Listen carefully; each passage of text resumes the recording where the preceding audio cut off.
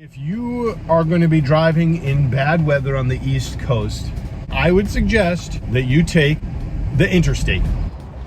Hey everybody, welcome to Parking Stories NYC on Yeah Buddy.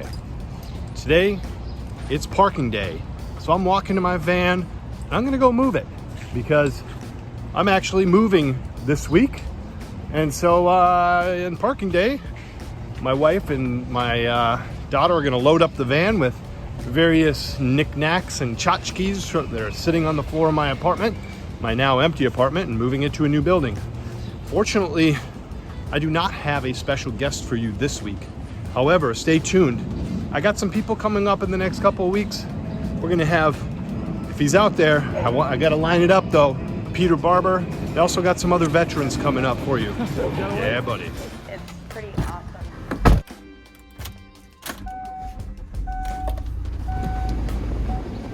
Okay, so we're going to tell you a little bit of a story while I drive, I guess, today. Okay, so last night I had to drive up to Connecticut and back. There were some mega storms going on. Me, not having driven a whole lot out on the East Coast at night anyway, said, all right, let's just take the Parkway. Parkway will be fine.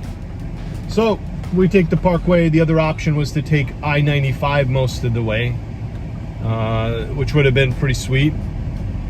So we take the Parkway, I guess Henry Hudson Parkway or something like that. And it started storming like none other. And so it was storming to the point where you couldn't really see. And if you've been on the Parkway before, you're gonna know what I'm talking about. So there's not really big shoulders, there's not really a big separator between you and the oncoming traffic. There might be a Jersey barrier or something hanging really low. But so you've got a lot of oncoming traffic coming towards you, and all their lights are shining in your face. We're gonna hop back 12 years. I had LASIK done for my poor vision. So my night vision is not what it used to be. I see kind of like halos around things. So I'm driving back. It's probably like 11 o'clock. We have a lightning storm. It's raining and it had been 97 degrees all day. So as the rain hits the hot concrete, it's also causing steam to come up. So we're having the fog, it's dark out, and it's raining. So we have, like, if you've taken driver's ed before, we have 3 things going on that are major obstacles that should, basically tell you need an extra second, between you and the car in front of you for each obstacle. Anyway, so the driving was borderline the worst I've ever had.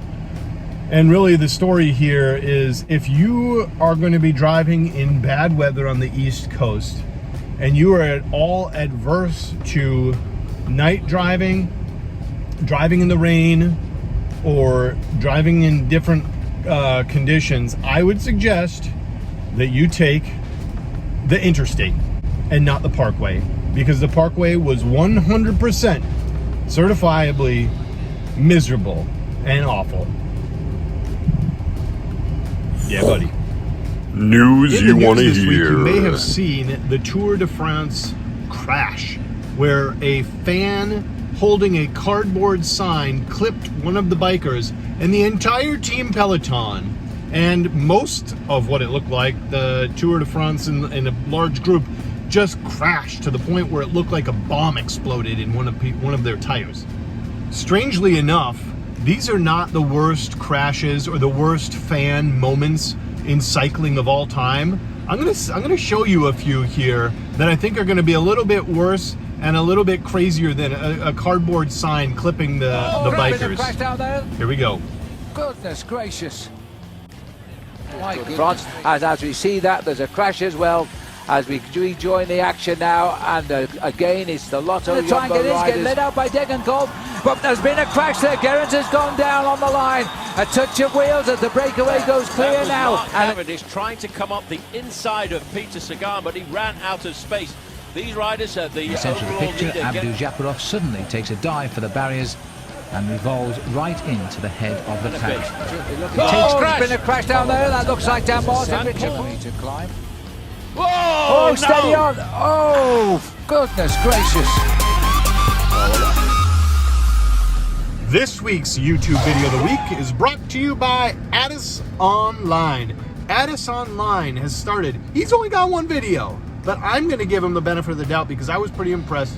My mind was blown that there is something out there called video essayists or video essays. So essentially they produce an essay, they write the essay, and then they perform the essay online. Much like speech, I'm sure, competitive speech, but this is done on YouTube. AddisOnline wrote an essay about the macabre, and here's a little bite of it. Yeah, buddy.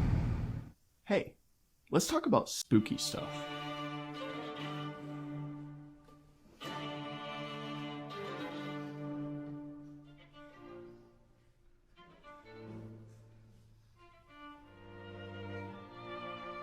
The macabre. Dictionary definition being disturbing or horrifying because of depictions of or involvement with death and injury. Okay, that sounds really fun. So what are some examples of the macabre? Besides, well, The macabre can be anything you set your mind to, though it is usually confined to trends that have emerged in various art mediums throughout history. It can be your favorite horror film, or your favorite horror game. It can be art that you like to oogle at. It can be a 3 a.m. night where you're laying drunk in bed pondering your inevitable demise at the hands of an uncaring and feckless universe with no integrity. But that's a bit too broad and boring for me. I wanted to start researching this topic, aside from the fact that it was always a little bit interesting to me personally, to get a better understanding of exactly what the macabre is and where it comes from. Why do people seem so obsessed with death and decay and all the other grossest, most unflattering truths of our existence? Why does the grotesque intrude our thoughts? More importantly, I had an inkling of an idea that the origins of the macabre could somehow be traced back as a reflection of modern culture and how the idea has evolved over time and more thoroughly integrated into our lives. So that's what I'll be presenting here today. Get ready to hop on the magic school bus, kids, because today we're going back to 15th century France. So if you have a moment, hit the like button and the subscribe button if you want to see more videos from Yeah Buddy about parking stories in NYC, or how-to videos, or videos of my cute sleepy dog named Haven. Also, take a moment to subscribe to AddisOnline if you want to see more video essays, or if you just want to support other content creators out there. Yeah, buddy.